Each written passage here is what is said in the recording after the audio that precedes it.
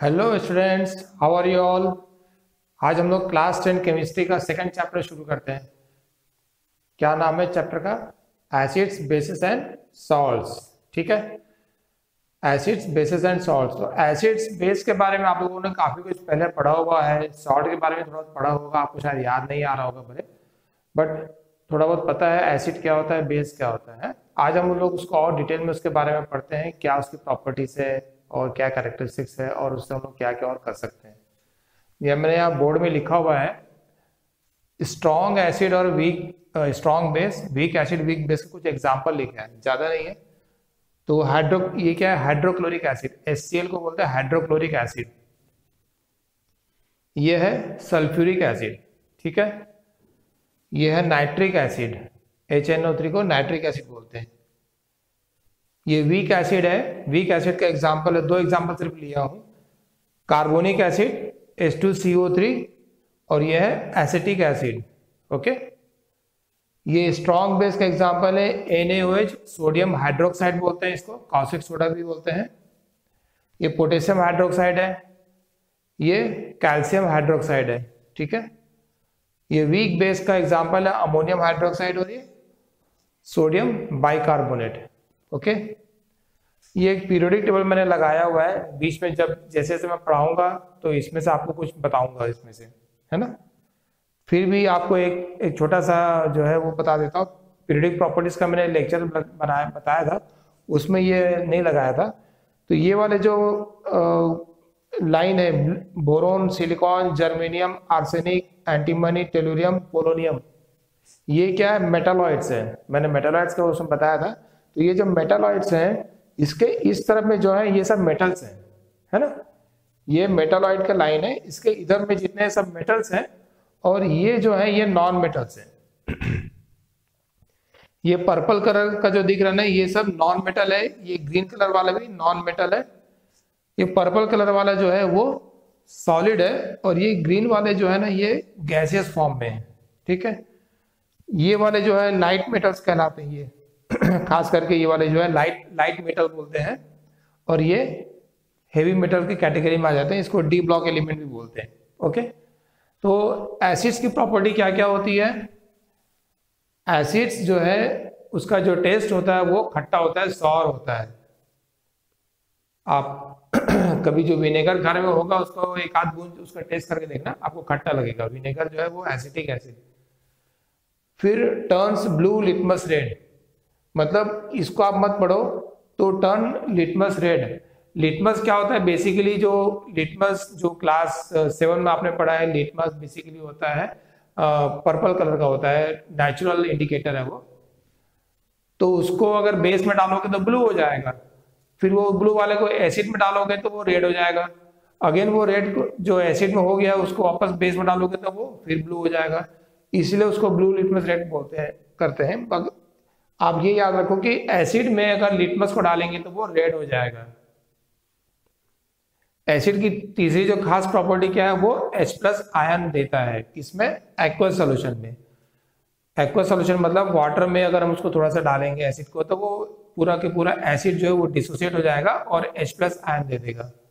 जैसे ये एसिड है तो इसमें से हाइड्रोजन अलग हो जाएगा, हाइड्रोजन जो H+ आयन के फॉर्म में अलग हो जाएगा और ये Cl- के फॉर्म में अलग हो जाएगा। किसमें? एक्वस सॉल्यूशन वाटर में। ये H2 है तो ये 2 H+ दे देगा, है ना। ये जो H2 है ये आपको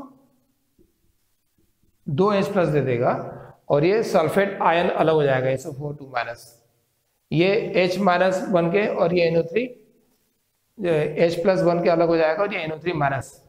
तो एसिड क्या है? हमको H+ देता है और वो जो H+ आयन है वही एसिड का जो कैरेक्टरिस्टिक है वही प्ले करता है। फिर ये क्या करता है? कोरोड मेटल्स को क्या करता है? गला देगा, ठीक है। वैसे ही बेसिस की जो प्रॉपर्टी वो है बिटर इन टेस्ट, कड़वा होता है। वो क्या करता है? Turns blue. किसको? लिटमस पेपर को ब्लू कर देता है। या तो original litmus paper purple colour वाला होगा तो भी उसको ब्लू कर देगा, और एसिड वाला रेड वाला भी होगा तो उसको भी ब्लू कर देगा। Gives OH- ions in aqueous solution सोपी इन टच, थोड़ा सा साबुन कैसा हो उसका जो है टची फील होगा आपको। इसको जो है सोर इन टेस्ट और ब्लू लिटमस को रेड करने का एक शॉर्टकट जैसे याद करना होता है, ये एसबर करके, ASBUR, acid are sour in taste and turns blue litmus red. और ये है bases are bitter in taste बैबरम, बैबरम इसका जो मैंने शॉर्टकट बनाया है, bases are bitter in taste and turns red litmus blue, U for litmus हो गया ब्लू। ठीक है, ये भी एक तरीके से आप इसको याद करके रखना तो रख सकते हो। एसिड अगर प्योर होती है, प्योर एसिड होता है तो उसमें जो है हमको H+ आयन वो नहीं देता है, ठीक है, तो उसका जो है कोरोजन इफेक्ट नहीं रहता उस समय। लेकिन जैसे ही वो मॉइस्चर को एब्जॉर्ब कर लेता है एटमॉस्फेयर में से, या हम उसको डाइल्यूट कर दें, थोड़ा सा पानी में डाल दें, तो वो तुरंत जो है उसका जो कंपोनेंट्स है वो डिसोसिएट हो जाएंगे, H वो H+ में कन्वर्ट हो जाएगा, Cl जो है Cl- में कन्वर्ट हो जाएगा। बेस भी वैसे ही जो है Na+ और OH- में कन्वर्ट हो जाएगा, मतलब आयन दे देगा।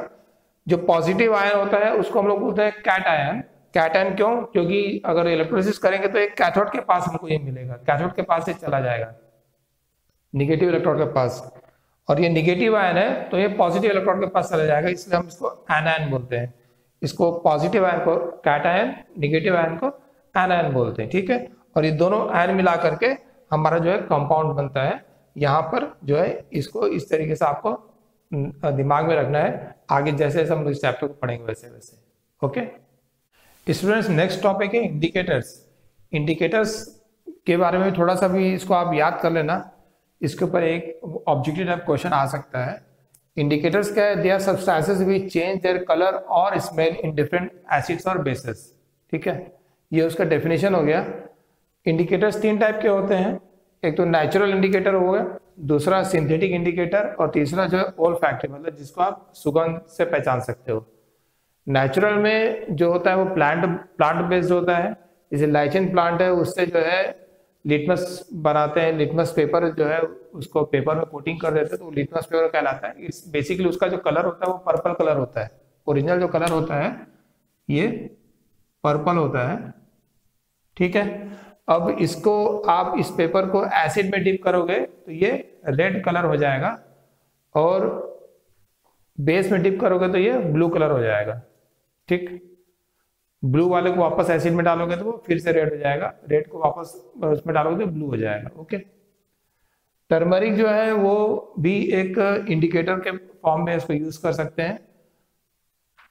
टर्मरिक का, हल्दी का जो येलो कलर जो होता है वो एसिड में उसका कलर चेंज नहीं होगा, मगर बेस में उसका कलर जो है डार्क ब्राउन रेड टाइप का हो जाएगा, डार्क ब्राउन टाइप का कलर हो जाएगा। फिर सिंथेटिक इंडिकेटर्स हो गए। सिंथेटिक इंडिकेटर्स जो हम मैन मेड हो गए, उसमें मिथाइल ऑरेंज एक यूज करते हैं। मिथाइल ऑरेंज कलर का रहेगा, एसिड में डालेंगे तो रेड हो जाएगा और बेस में डालेंगे तो वो येलो हो जाएगा। तो स्कूल के लैब में आप लोग इसको यूज कर सकते हो, वहां पर आपको देखने को मिलेगा ये। और दूसरा एक और इंडिकेटर जो भी ये भी लैब में आपको देखने मिलेगा वो है फिनोप्थिलीन।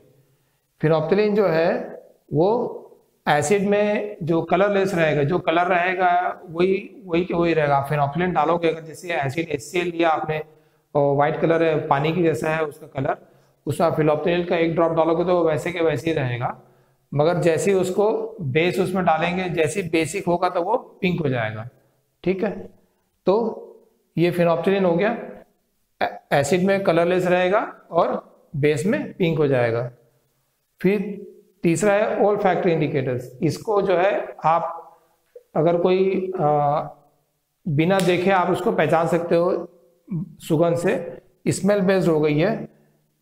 तो इसमें वैनिला जो फ्लेवर होता है उसको आप खुशबू से देख सकते हो कि वैनिला फ्लेवर है। अगर एसिड में आपने डाला है तो उसकी स्मेल जो है थोड़ी सी इंटेंस हो जाएगी, इंक्रीज हो जाएगी, और बेस में उसकी स्मेल जो है खत्म हो जाएगी, ठीक है। और क्लोव ऑयल जो है, लौंग का जो तेल होता है, उसका भी वैसे ही है, स्मेल इंक्रीज हो जाएगी और बेस में स्मेल उसकी लूज हो जाएगी, कम हो जाएगी। ओनियन जैसे प्याज है, प्याज अगर आप खाते हो तो स्मेल उसकी जो है एसिडिक सब्सटेंस रहेगा तो वैसी की वैसी रहेगा, और बेस रहेगा तो नो स्मेल हो जाएगा। इसको आप घर में ट्राई कर सकते हो। प्याज खाने के बाद में आप कोई बेस जैसे थोड़ा सा सोडा हो गया, घर में जो बेकिंग सोडा है उसका हल्का सा पानी पी करके देखो आप, या और कुछ तो आपको समझ में आएगा, जैसे इनो वगैरह, तो उससे समझ में आएगा नो स्मेल, उसको स्मेल जो है खत्म हो जाना चाहिए। नेक्स्ट टॉपिक है chemical properties of acids and bases. Students ये बहुत इंपॉर्टेंट प्रॉपर्टी ये वाली आपको आगे भी क्लास 11-12 में सब जगह ये प्रॉपर्टी यूज होगी बार बार। इसमें क्या है, रिएक्शन विद मेटल्स। तो एसिड जो है मेटल के साथ जब भी रिएक्ट करता है तो हाइड्रोजन गैस देता है, ये आपको याद रखना है बस। तो acid plus metal gives salt and water. जैसे कि एग्जांपल है, यहाँ पर एक एग्जांपल है HCl plus zinc gives ZnCl2 plus H2। तो ये जो आयन है ये इसके साथ ऐड हो जाएगा और ये जो है लिबरेट हो जाएगी in the form of gas, है ना। तो इसकी वैलेंसी क्या है, 2 है, इसकी वैलेंसी 1 है, तो 2 क्लोरीन इसमें जिंक के साथ लग जाएगा और हाइड्रोजन के 2 आइटम मिल करके एक H2 का मॉलिक्यूल बना लेंगे और इससे यहाँ पे बैलेंस करेंगे तो 2HCl आ जाएगा। तो ये जिंक क्लोराइड है। सिमिलरली बेस भी जो है मेटल के साथ में सॉल्ट और हाइड्रोजन गैस देगा। उसमें सारे मेटल्स तो नहीं देते हैं, बट इसमें जो एग्जांपल एनसीईआरटी बुक में दिया वो ये सोडियम हाइड्रोक्साइड प्लस जिंक, तो ये सोडियम जिंकेट बनाएगा, सोडियम जिंकेट Na2ZnO2, ठीक है। तो ये Na की वैलेंसी 1 है, तो ये इसकी वैलेंसी समझ लो 2 रहेगी, तो 2 Na यहाँ पे जुड़ा हुआ है, तो सोडियम जिंकेट हो गया और H2 गैस उसमें से इवॉल्व हो जाएगी, ठीक है। तो ये जो H2 गैस इवॉल्व होती है इसका टेस्टिंग कैसे करेंगे, तो जो H2 गैस जो है उसको अगर हम एक सोपी सॉल्यूशन, साबुन का जो सॉल्यूशन है उसमें से पास करेंगे तो बबल्स निकलेगा, है ना, सोप बबल्स निकलेगा, उसके अंदर हाइड्रोजन गैस भरी रहेगी और उसको फ्लेम अगर उसको दिखाएंगे तो वो पॉप साउंड करके वो बस्ट होगा और वो पॉप साउंड बनाएगा।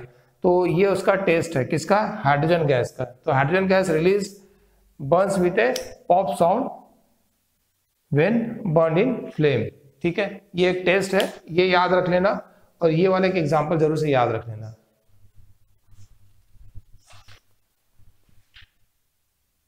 स्टूडेंट्स नेक्स्ट जो टॉपिक है वो है chemical properties of acids and bases.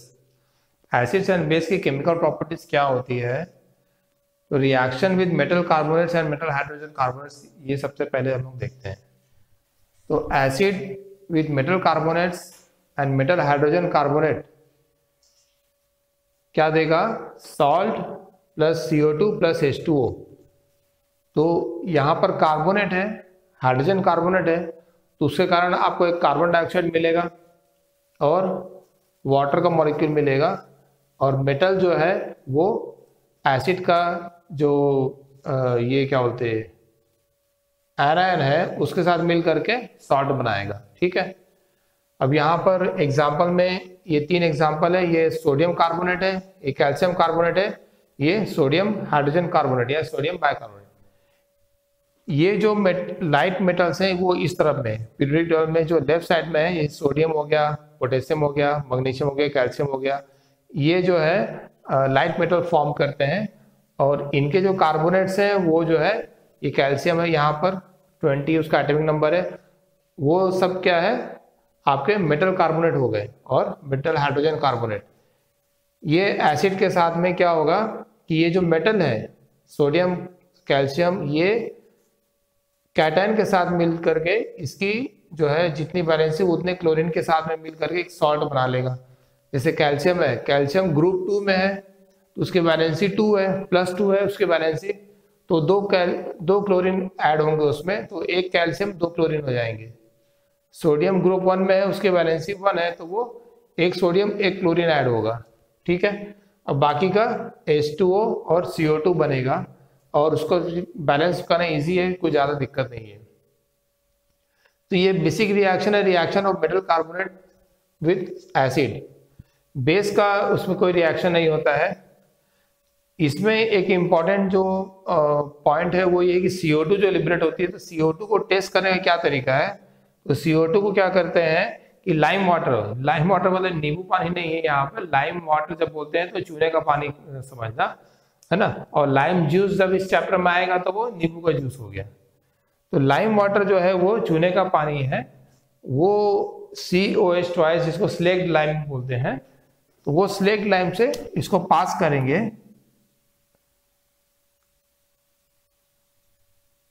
CO2 को पास करेंगे तो वो हमको एक व्हाइट प्रेसिपिटेट दे देगा।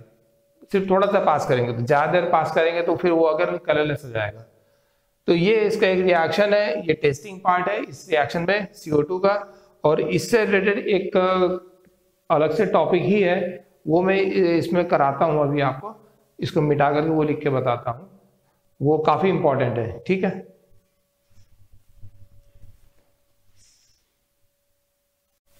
तो स्टूडेंट्स जो मैं बोल रहा था कि ये जो कार्बन डाइऑक्साइड का जो हम टेस्टिंग करते हैं, when passing the carbon dioxide gas from the slaked lime you get a white precipitate.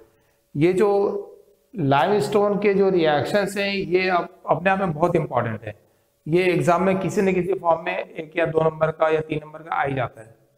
इस पूरे सीक्वेंस को आप अच्छे से समझ लो और इसको याद कर लेना अलग से लिख करके, ये एक अलग से क्वेश्चन फॉर्म करेगा। क्या होता है, जैसे लाइमस्टोन है या चाक है, मार्बल है, वो सबका फार्मूला CaCO3 है ना। ये लाइमस्टोन है, ये CaCO3 है, सॉलिड रहेगा। इसको जो है आपको ये कहाँ से मिलेगा, जो खदान होती है वहां से आता है, ये क्वेरी से, है ना। फ्रॉम लाइमस्टोन के माइंस होती है, वहां से लाइमस्टोन जो आता है उसको साफ करके उसको हीट करते हैं तो ये लाइम बन गया। इसको हिंदी में चूना बोलते हैं, जो मार्केट में मिलता है। और ये CO2 हो गया, जो पान में खाने वाला चूना होता है वो यही होता है ना। ये चूना हो गया लाइमस्टोन। फिर ये जो होता है लाइम जो है, इसको वाटर के साथ मिक्स करते हैं तो स्लेक्ड लाइम बन जाएगा। तो क्या होगा, वाटर में जब इसको घोलेंगे तो वो पानी जैसा बन जाएगा। फिर उसको पोताई कर लो तो व्हाइट व्हाइट दिखेगा। फिर एटमॉस्फेयर से वो CO2 को एब्जॉर्ब करेगा, ये जो है एटमॉस्फेयर से CO2 को एब्जॉर्ब करेगा तो लाइमस्टोन CaCO3 में कन्वर्ट हो जाएगा वापस, और वो व्हाइट कलर का हो जाएगा। और ये वाटर जो है ये इवापोरेट हो गया, तो आपको दीवार जो है सफेद सफेद दिखेगी। तो ये लाइम जो है, इसको स्लेक्ड लाइम बनाया, पानी में घोला स्लेक्ड लाइम बन, उसको स्लेक्ड लाइम बोल दिए। स्लेक्ड लाइम को आप CO2 गैस पास करोगे तो भी वो व्हाइट प्रेसिपिटेट दे देगा, थोड़ी देर थोड़ा सा पास करोगे तो व्हाइट प्रेसिपिटेट दे देगा। ठीक है, और या आप उसको दीवार में पोत दोगे तो वो एटमॉस्फेयर से CO2 एब्जॉर्ब करके व्हाइट हो जाएगा, सॉलिड हो जाएगा व्हाइट कलर का, और वाटर उड़ जाएगा। इसी रिएक्शन को यहाँ पर मैंने लिखा है। अब अगर हम एक्सेस CO2 पास करें, ज्यादा देर तक CO2 पास करते तो क्या होगा, तो ये जो है कैल्शियम हाइड्रोक्साइड जो है वो कैल्शियम हाइड्रोजन कार्बोनेट में चेंज हो जाएगा, और ये कलरलेस होता है। तो ये जो व्हाइट कलर है वो कलरलेस हो जाएगा। मतलब कि ये आप CO2 पास कर रहे हैं, थोड़ा सा पास किया तो व्हाइट प्रेसिपिटेट बन गया, और पास होने देते रहेंगे तो वो व्हाइट प्रेसिपिटेट से वापस जो है कलरलेस हो जाएगा। तो ये रिएक्शन को और एक बार यहाँ पर लिखा हूं एक्सेस में दिखा करके, कि अगर CO2 एक्सेस में पूछ रहा है तो यहाँ पर क्या बना, थोड़ा सा CO2 पास किया था आपको ये बना, ये मिला। अब इसमें और CO2 पास किए तो ये इसी को यहाँ पर लिख करके फिर से CO2 एक्सेस में पास किए, तो ये रिएक्शन भी आपको यही देगा। और ऐसे दिखा रहा है इस CO2 एक्सेस लिखा तो भी यही मिलेगा। तो वो एक्सेस CO2 अगर पास करेंगे तो आपको जो है ये कैल्शियम बाइकार्बोनेट कलरलेस सॉल्यूशन जो है वो मिलता है। ये पूरी जो चेन है ऑफ रिएक्शन है, ये जो है बहुत इंपॉर्टेंट है। देखो यहाँ पे ये मिला, ये वापस यहाँ पर आ गया CaCO3, हीट किया फिर ये मिलेगा। तो इसमें जो है आपको इसके ऊपर एक क्वेश्चन किसी न किसी रूप में फॉर्म करके दे देंगे वो। स्टूडेंट नेक्स्ट जो रिएक्शन है वो है reaction of acids and bases with each other. तो acids and bases when react with each other they give salt and water, ये तो सबको पता है। ठीक है, जैसे कि हमने यहाँ पे लिया HCl plus NaOH gives NaCl and H2O। इसमें खासियत क्या है कि स्ट्रॉन्ग एसिड लेना है और स्ट्रॉन्ग बेस लेना है। ठीक है, स्ट्रॉन्ग एसिड स्ट्रॉन्ग बेस लेंगे तो हमको न्यूट्रलाइजेशन रिएक्शन होगा and we will get salt and water. And by definition, neutralization reaction is when a acid and base react to form salt and water solution which is neutral in nature. It is called the neutralization reaction. In this case, one acid is strong and the base is weak, then you will get the acidic solution and not the neutral solution. And vice versa, if the acid is weak and base is strong, then also you will get the basic solution and not the neutral solution. Then that reaction would not be called a neutralization reaction. So for neutralization reaction, both the acid and base should be strong or either both should be weak. तो यहाँ पर जो है अगर आप लिखते हैं तो आप लिखोगे यहाँ पे strong acid and strong base react to give salt and water, और ये उसकी डेफिनेशन है। न्यूट्रल सॉल्यूशन अगर मिलता है तो उसका पीएच क्या होगा, 7.0 होगा। पीएच हम लोग इसके आगे आने वाले टॉपिक में देखेंगे। तो पीएच जो है 7.0 होगा उसका। अगर बाय द वे क्वेश्चन आता है ऑब्जेक्टिव में भी तो ये याद रखना। स्टूडेंट्स, जो नेक्स्ट जो टॉपिक है वो है मेटालिक ऑक्साइड और नॉन मेटालिक ऑक्साइड।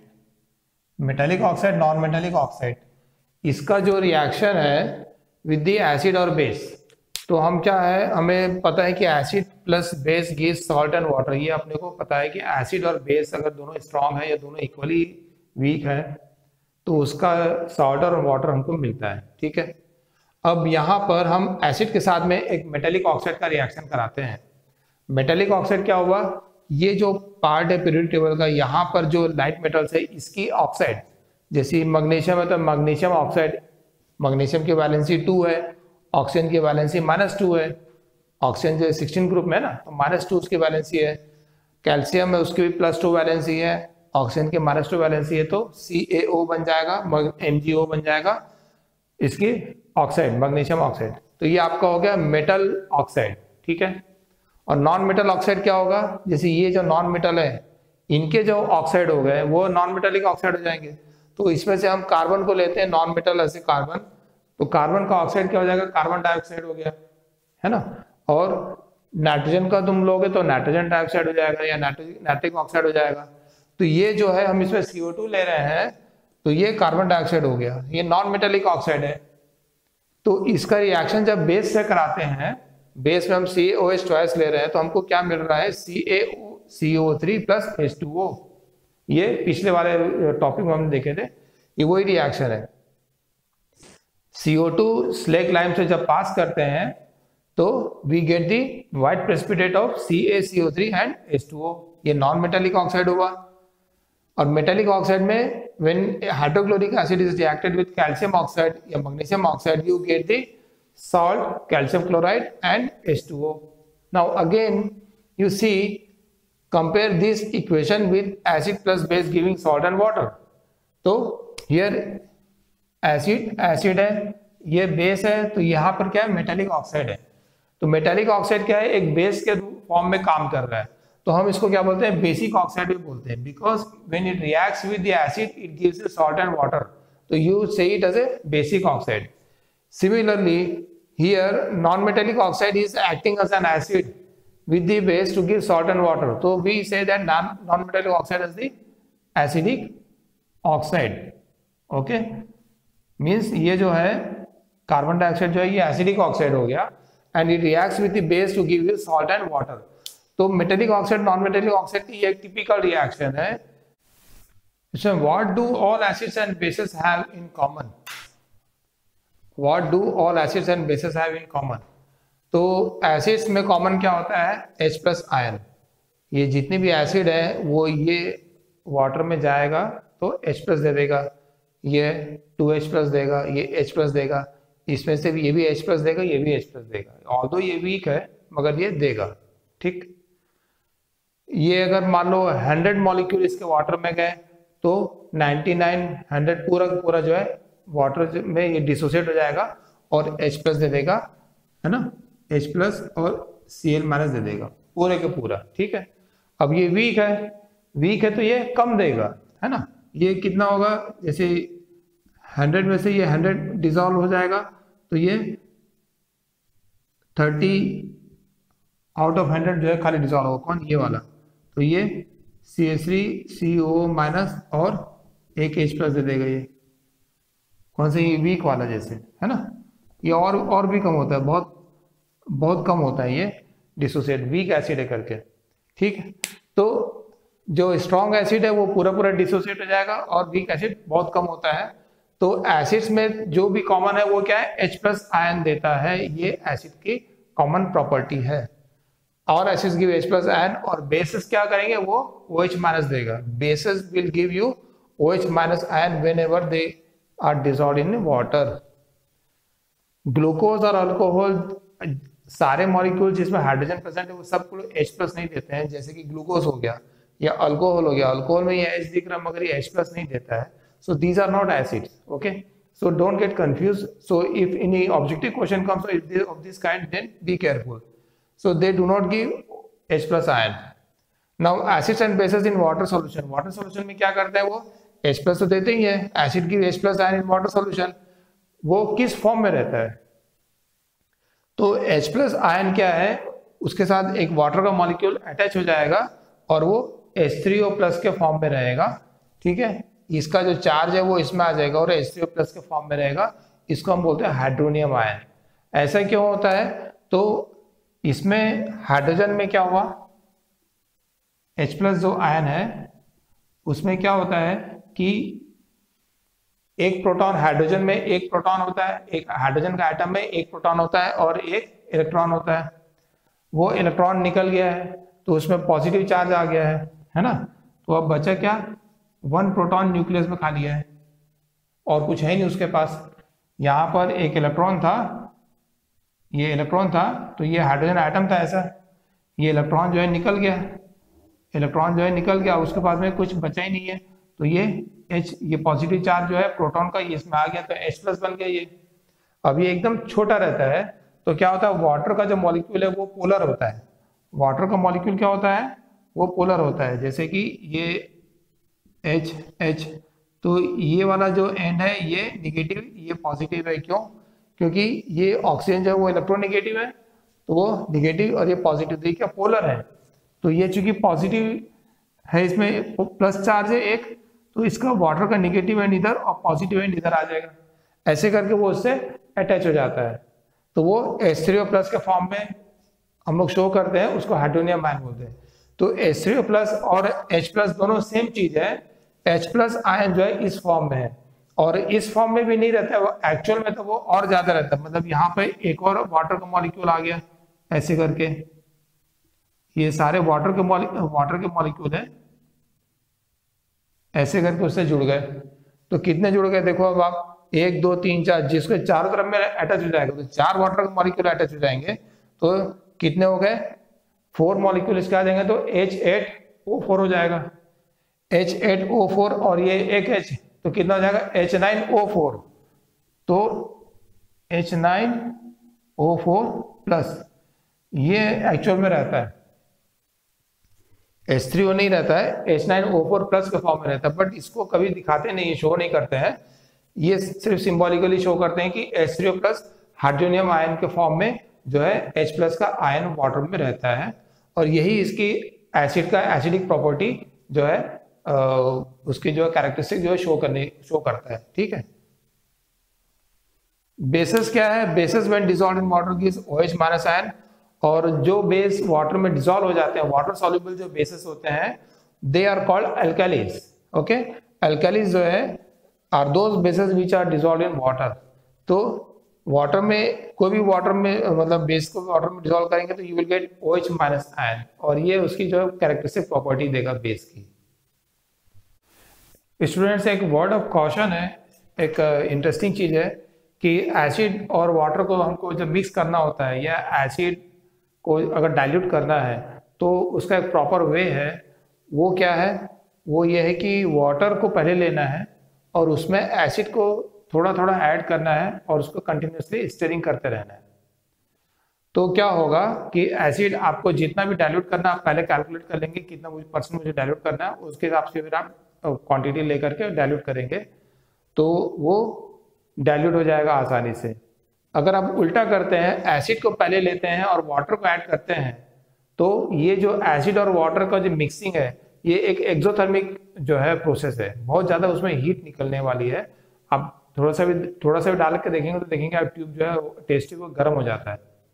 तो अगर उल्टा करते हैं, वाटर को ऐड करते हैं, तो क्या होगा कि बहुत ज्यादा एकदम से हीट जो है, जितना भी एसिड आपने लिया उसमें पूरे में से हीट निकलेगी पूरा, और जो है ट्यूब को गर्म कर हो जाएगा और वो टूट भी सकता है और वो स्प्लैश मार करके पानी को ऊपर आपके ऊपर फेंक भी सकता है, क्योंकि एसिड की डेंसिटी बहुत ज्यादा होती है। ठीक है, तो वो जो है बहुत एक्सोथर्मिक रिएक्शन है and you should be very careful if you do this experiment in school और एनीवेयर। अदरवाइज आपको कहीं मौका आएगा नहीं, बट ऐसा आप ध्यान रखना। तो डिसॉल्विंग और मिक्सिंग ऑफ एसिड और base in water is very highly exothermic. Concentrated acid must be added slowly to water with constant stirring. ठीक है, उसको हिलाते रहना है। Water should not be added to the acid and can be very hazardous. Now mixing of an acid or base with water decreases the concentration of H plus ion or OH minus ion per unit volume। इसका क्या meaning है पर unit volume का? मतलब कि यहाँ पर जैसे हम ये H प्लस आयन है, ठीक है, ये H प्लस आयन है, ठीक है। अब हमने क्या किया, इसको मिक्सिंग किया, मिक्सिंग करके वॉल्यूम इतना कर दिया, तो भी उसमें आयन तो उतने ही है H प्लस।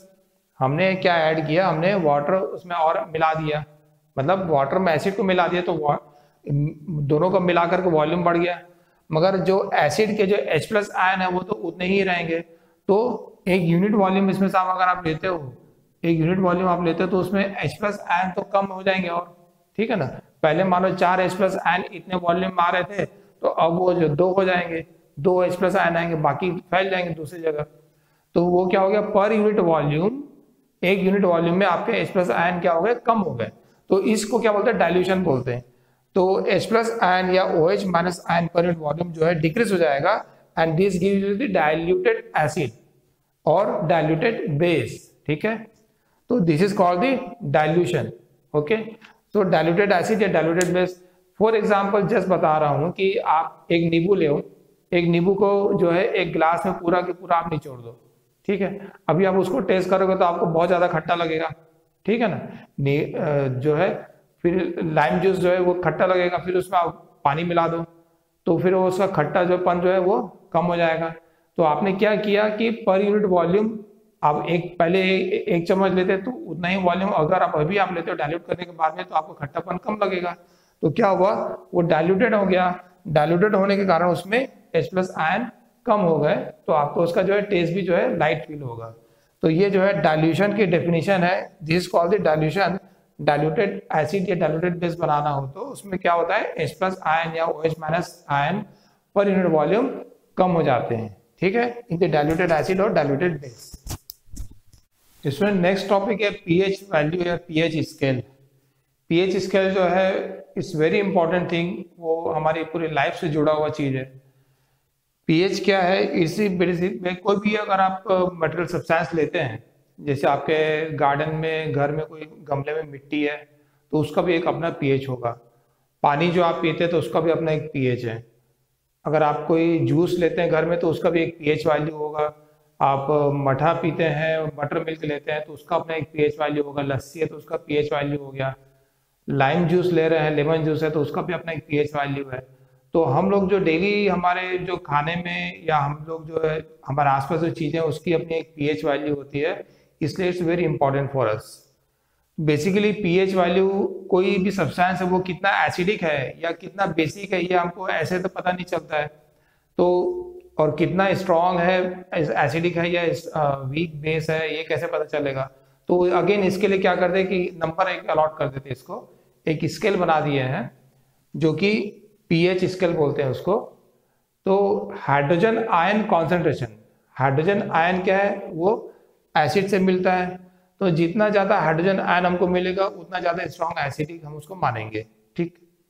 जितना ज्यादा जो है OH माइनस आयन मिलेगा तो हम उसको उतना बेसिक बोलेंगे, ठीक है। तो हम हाइड्रोजन आयन के कॉन्सेंट्रेशन के स्केल में उसको जो है सभी को एक कंपेयर कर लेते हैं, एक नंबर दे देते हैं कि हाइड्रोजन आयन कॉन्सेंट्रेशन अगर जो है बहुत ज़्यादा है तो हम उसको 0 नंबर दिए हुए हैं, और यहाँ से स्टार्ट करके हम उसको 14 नंबर तक लेके गए हैं। बेसिकली पीएच जो है उसका फुल फॉर्म क्या है, power of hydrogen ion concentration. मतलब सॉल्यूशन में जो हाइड्रोजन आयन कॉन्सेंट्रेशन है, जैसे वाटर है तो वाटर में H+ आयन जो है उसका कॉन्सेंट्रेशन 10⁻⁻7 लेवल का होता है, ठीक है। तो ये जो है हम इसको न्यूट्रल मान के चलते हैं, और इसको हमने ये जो पावर है, ये पावर को हमने नंबर दे दिया 7। तो वैसे ही अगर 10⁻⁻2 पावर है तो इसको हमने पावर हाइड्रोजन आयन है तो ये कितना, देखो बहुत ज्यादा ना, ये 1/100 हो गया। ये 1/10⁻+7 हुआ, ये 1/100 है तो बहुत ज्यादा H+ आयन है, तो इसको हमने, हमारा नंबर क्या आ गया, 2 आ गया। वैसे ही 10⁻11 है तो या -14 है तो ये क्या हो जाएगा, 1/10⁻14 हो जाएगा। तो इतने H+ आयन है तो बहुत कम हो गया, ये तो नीचे में डिनोमिनेटर बहुत ज्यादा हो गया। तो ये हमारा नंबर जो है किसके लिए हो गया, 14 हो जाएगा। तो ये हम किसको देते हैं, बेस को देते हैं, ठीक है। तो पीएच स्केल में बता रहा हूं आपको कि पीएच स्केल कैसे बनाते हैं। तो ये पीएच स्केल में जो नंबर है वो शो करता है हाइड्रोजन आयन कॉन्सेंट्रेशन का। तो pH is a scale to measure hydrogen ion concentration in a solution, ठीक है। ये नंबर तो आया, इससे तो हमको अभी मतलब नहीं है, आपको तो ये अभी करना नहीं है, तो मैं इसको हटा देता हूं। तो जैसे कि स्ट्रॉन्ग एसिड है, तो स्ट्रॉन्ग एसिड में क्या होगा, H+ आयन होंगे, बहुत ज्यादा होंगे, लगभग पूरे के पूरे 99% जो है पूरे मॉलिक्यूल एसिड के डिसोसिएट हो जाएंगे। तो H+ और जो कैटायन एनायन होगा उसमें कन्वर्ट हो जाएगा। ऐसा नहीं है कि उसमें OH नहीं रहता, क्योंकि हम सॉल्यूशन बना रहे हैं किसमें, वाटर में। तो वाटर जो है, वाटर से हमको H2O से हमको यहाँ से भी H+ और OH- मिलता है, बहुत कम रहता है, बहुत कम रहता है, मगर ये रहता तो है। मतलब OH- सारे सॉल्यूशन में प्रेजेंट है और H+ भी सारे में प्रेजेंट है, बट कंपेयरिंग कितना है, यहाँ पर OH एकदम कम है, तो ये स्ट्रॉन्ग एसिड है, ठीक। थोड़ा H+ और कम हो जाएगा, डिसोसिएशन ऑफ एसिड कम होगा, तो हम बोलेंगे वो माइल्ड एसिड है। और कम होगा, जैसे ये आ गया तो डिसोसिएशन 2% 3% है सिर्फ, तो हम बोलेंगे उसको वीक एसिड है। और अगर दोनों क्वांटिटी सेम है, H+ और OH की दोनों की जो है नंबर ऑफ आयन सेम है, तो वो हमारा न्यूट्रल हो जाएगा। जैसे हमारा ब्लड है वो 7.4 pH में काम करता है, उसका जो pH वैल्यू है ब्लड का 7.4 है, मतलब कि उसमें दोनों जो है हल्का सा एकदम अल्कलाइन है। तो हम लोग उसको जो है मेंटेन करने की कोशिश करते हैं। अगर आपका H+ आयन बढ़ता है आपके ब्लड में, तो आपको जो है एक अलग टाइप से जो है उसमें बॉडी में इफेक्ट आने लगेगा। OH ज्यादा हो जाएगा, बहुत ज्यादा, तो बॉडी में अलग से बीमारी आने लग जाएगी। तो उसको मेंटेन करता है बॉडी पूरा, और हमारा खाना भी वैसा होना चाहिए कि वो पूरा बैलेंस मेंटेन रहे, ठीक है। वीक बेस में क्या होगा, OH- आयन बढ़ जाएगा, H+ तो एकदम कम रहेगा, मगर OH- आयन भी कम रहेगा। जैसे बटर मिल्क हो गया, मठा आप जैसे पीते हो तो वो एग्जाम्पल हो गया। माइल्ड बेस में जैसे इनो है या मिल्क ऑफ मैग्नीशिया हो गया, तो वो जो है उसमें OH- आयन की क्वांटिटी ज्यादा रहेगी। और बहुत ज्यादा स्ट्रॉन्ग बेस है तो पूरा का पूरा OH में डिसोसिएट हो जाएगा, तो वो स्ट्रॉन्ग बेस हो जाएगा और उसका pH जो हमको 14 मिलेगा। तो ये नंबर आपको याद रखना है कि 7 से कम है तो वो एसिडिक है, 7 से ज्यादा है तो वो बेसिक है। ये 7 से ज्यादा है तो बेसिक सॉल्यूशन है वो, और 7 से कम है तो एसिडिक सॉल्यूशन है, ठीक है। और कम है तो 7 के आसपास है तो वीकली एसिडिक या माइल्ड एसिडिक रहेगा, और 1 2 3 इधर में है तो स्ट्रॉन्ग एसिडिक रहेगा। ये आपका स्ट्रॉन्ग एसिडिक हो जाएगा। और वैसे ही अगर 7 के बाद नंबर बढ़ते जाएगा तो ये स्ट्रॉन्गली बेसिक सॉल्यूशन बन जाएगा। तो एक गैस्ट्रिक जूस जैसे जो हम खाना खाते हैं हमारे पेट में जाता है, तो वहां पर जो है वो जो गैस्ट्रिक जूस है वो क्या है, बेसिकली HCl है, एसिड हमारे पेट के अंदर जो हमारा बॉडी बनाता है। वो जो है जो भी भोजन आप खाना खाते हैं वो जाएगा तो तुरंत एसिड के कारण वो क्या हो जाएगा, कोआगुलेट हो जाएगा, फट जाएगा, आप कभी छोटे बच्चे को देखे होंगे कि छोटे बच्चे दूध पीते हैं और अगर वॉमिटिंग करते हैं तो वो जो है टुकड़े टुकड़े में व्हाइट व्हाइट कलर का टुकड़ा निकालते हैं। तो बेसिकली क्या होता है, दूध जो है वो अंदर जाके फट जाता है, तो प्रोटीन पार्ट एक तरफ हो जाता है और बाकी का लिक्विड अलग हो जाता है, तो हम उसको कोआगुलेशन बोलते हैं, कोआगुलेट हो गया। तो वो क्या करता है, एसिड जो है ना वो कोआगुलेशन का काम करता है। आपके घर में कभी देखना, अगर आपकी मम्मी अगर पनीर बनाती है तो दूध को क्या करेगी, उसमें सैट्रिक एसिड डालेगी। तो सैट्रिक एसिड क्या करता है, वो दूध को फाड़ने का काम कर देता है। तो सैट्रिक एसिड जो डालते हैं तो उसे दूध फट जाएगा और पनीर वाला पार्ट, पूरा प्रोटीन पार्ट अलग हो जाएगा और बाकी लिक्विड अलग हो जाएगा। तो मतलब कि दूध जो है वो सस्पेंशन है, एक प्रकार से सस्पेंशन है, तो उसमें प्रोटीन सस्पेंशन फॉर्म में है, तो वो कोआगुलेट हो जाएगा, इकट्ठा हो जाएगा सैट्रिक एसिड डालने से। तो वो गैस्ट्रिक जूस वही काम करता है। सारे जो भी फूड हम लोग खाते हैं उसमें सारे ऑर्गेनिक कंपाउंड है वो, तो उसके मॉलिक्यूल्स बड़े बड़े मॉलिक्यूल्स होते हैं, प्रोटीन के मॉलिक्यूल हो गए, बहुत कॉम्प्लेक्स मॉलिक्यूल होते हैं, तो उसको तोड़ करके छोटे छोटे मॉलिक्यूल्स में कन्वर्ट करने का काम करता है गैस्ट्रिक जूस। उसके बाद फिर वो बॉडी जो है उसका आगे प्रोसेस करती है। ठीक है, वैसे लेमन जूस है, लेमन जूस भी माइल्डली एसिडिक है। आप अक्सर होटल में खाना खाते हो तो क्या करते हो, लेमन जूस पीते हो, जो नींबू आपको जो हाथ धोने के लिए देते हो वो जो है हाथ धोने के लिए रहता है, वो भी क्या करता है, फूड पार्टिकल को जो चिपका रहता है उसको निकाल देता है ना, बटरी हाथ जो रहेगा उसमें से।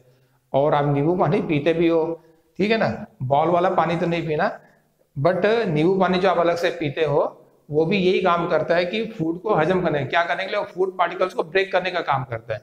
तो ये भी जो है हमारा एसिडिक जो है, माइल्ड एसिड के या स्ट्रॉन्ग एसिड के कैटेगरी में आ जाता है। पीएच वैल्यू 3 to 4 उसकी रहेगी। फिर वीकली एसिडिक में सैट्रिक एसिड हो गया, एसिटिक एसिड हो गया 5 to 6 हो गया, वाटर ब्लड का 7 हो गया, बटर मिल्क का 8 to 9 हो जाएगा, मिल्क ऑफ मैग्नीशिया का इनो जो आप लेते हो वो 11 to 12, और कॉस्टिक सोडा जो आता है जो केमिकल इंडस्ट्रियल यूज में काम आता है या घर के उसमें वॉशिंग वगैरह में, उसमें जो है उसका बहुत सबसे ज्यादा स्ट्रॉन्ग बेसिक होता है वो। ठीक है स्टूडेंट्स, ये पीएच की कुछ प्रॉपर्टीज हैं जो मैं यहाँ पे लिखा हूँ। Our body works between pH 7 to 7.8। तो बॉडी का जो पीएच है हमारी बॉडी का वो 7 to 7.8 होता है। PH of rain less than 5.6 is called acid rain. अब एसिड रेन क्या होता है कि आप देख रहे हो कि कितना ज्यादा पॉल्यूशन है। अभी कोरोना के कारण जब सारे लॉकडाउन हो गया था, सारे फैक्ट्रीज बंद थी, तो सारे मेट्रोस में जो आसमान दिखता नहीं था अब एकदम साफ हो गया था, है ना। मैंने तो ये भी सुना था कि जालंधर से वहां से आपको हिमालय के पहाड़ पूरे दिखने लग गए थे, जो इतने सालों से कभी दिख नहीं रहे थे, इतना एयर क्लीन हो गया था। बट जब पॉल्यूशन रहता है दिल्ली साइड, जब जितना पॉल्यूशन आप हमेशा न्यूज में आते रहता है, तो उस समय अगर बारिश होती है तो जो वाटर है वो एटमॉस्फेयर में जो कार्बन डाइऑक्साइड है या SO2, ये जो गैसेस प्रेजेंट है उसके साथ मिल करके, जैसे CO2 के साथ H2O मिलकर क्या बनेगा, कार्बोनिक एसिड बना देगा, H2CO3। तो वो क्या हो जाएगा, जब वो गिरेगा तो वो एसिडिक रेन हो जाएगा, तो पीएच उसकी नीचे कम हो जाएगी, है ना, तो वीकली एसिडिक हो जाएगा। तो 5.6 अगर उससे कम पीएच है तो वो हम एसिड रेन उसको बोलते हैं। फिर हम आवर जो स्टमक है, जो गैस्ट्रिक जूस है वो HCl हाइड्रोक्लोरिक एसिड होती है, वो हमारे स्टमक प्रोड्यूस करता है। Tooth decay starts at pH less than 5.5 of mouth. अब अगेन इसमें क्या होता है कि whenever the food which you eat, after eating the food some food particles still remains in your mouth. Okay, now you just drink the water and if you do not do the brush, then if you don't brush your teeth, then what happens, वो जो आपका saliva जो है वो food particle के साथ मिल करके उसमें बैक्टीरिया प्रोड्यूस हो जाएगा, और बैक्टीरिया क्या करेगा, उसको जो है एसिड में कन्वर्ट कर देगा और पीएच उसकी डाउन कर देगा माउथ की, और पीएच जो है 5.5 से कम हो जाएगा तो आपका जो टूथ का जो एनामेल है वो खराब होने शुरू हो जाएंगे, गलने शुरू हो जाएंगे धीरे धीरे। ठीक है, तो बेसिकली इसीलिए सजेस्ट करते हैं कि आप कभी भी फूड खाते हो, खाना खाने के बाद में पेस्ट से नहीं, टूथपेस्ट से नहीं करना, खाली ब्रश से जो है मुंह को ऐसे आप साफ कर लो, और उसके बाद जो है उसको रिंस कर लो अच्छे से। खाने के बाद मुंह को रिंस करना बहुत जरूरी है। केयर ध्यान रखने की कोई फूड पार्टिकल चिपका हुआ ना हो, बस उसको कैसे भी करके निकाल दो। आप सैलेड का टुकड़ा खा लो, है ना, सैलेड का टुकड़ा खा लो, सौंफ खा लो, उससे भी जो है साफ हो जाता है, और पीएच जो है वो नॉर्मल लेवल में आ जाता है, तो आपका जो है दांत खराब नहीं होता है। ये बहुत केयर करने वाली चीज है। तो टूथ डिके क्या होता है, वो start the pH with less than 5.5 of mouth. और एक और चीज इसके बारे में बताता हूँ कि जैसे ही आप खाना खा करके खत्म होता है, आपने वो खाना खत्म किया, तो उसके शुरू के जब 10 से 15 मिनट है, वही मैक्सिमम टाइम है जब आपका पीएच एकदम से डाउन होता है और टूथ एनामल को खराब करता है। पर 10-15 मिनट बाद तो क्या होता है कि आपका जो मुंह का सलाइवा है वो बार बार आ करके आप उसको निकालते हो, तो वो धीरे धीरे पीएच को नॉर्मलाइज कर देता है। बट अगर वो जो है, आप वो रात को खाना खा के सो जाते हो, तो उस समय तो वो जो है पूरे टाइम एसिडिक मुंह रहेगा और आपका जो है दांत पूरे जो है खराब कर देगा रात भर में। तो आपको जो है केयरफुल रहना चाहिए इस मामले में, हमेशा मुंह साफ करके सोए, और रात को इसीलिए ब्रश करके सोने के लिए सजेस्ट करते हैं। For self defence honey bee releases methanoic acid. जैसे मधुमक्खी है या दूसरे कीड़े या कभी कोई उसमें आपको डंक मार लेता है, काट लेता है, तो आपको उसमें बहुत तकलीफ होती है। बेसिकली क्या करता है, वो अपने बचाव के लिए मेथनोइक एसिड को रिलीज करते हैं वहां पर।